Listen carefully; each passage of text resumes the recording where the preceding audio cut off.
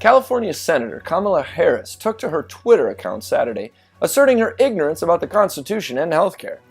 She tweeted, "Here's what I believe. Healthcare is a right, not a privilege. Retweet if you agree." It seems the rookie senator is trying to bolster her new position by trying to appear relevant in the continuing dialogue of healthcare in these United States. While Harris, Bernie Sanders, and their ilk continue to push for Americans to embrace new rights, like a socialist European healthcare system, they are not the originators of this concept in America.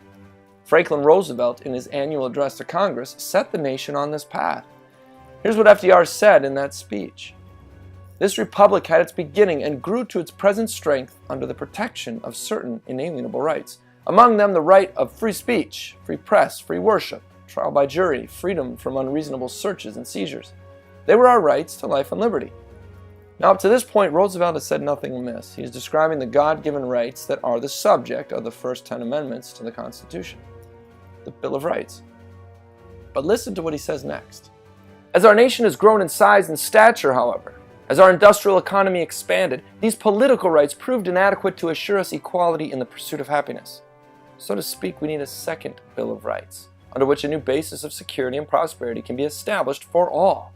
Among these are the right to a useful and remunerative job, the right to earn enough to provide adequate food and clothing and recreation, the right of every family to a decent home, the right to adequate medical care, the right to adequate protection from the economic fears of old age, sickness, accident, and unemployment, the right to a good education. All these rights spell security." Please note that Roosevelt's so-called Second Bill of Rights is not based on the same premise as the original. In the American view, the purpose of government is to secure, to protect, and defend God-given rights. God didn't grant anyone the right to health care, a decent home, a remunerative job, an education, food, clothing, or recreation paid for at the expense of others.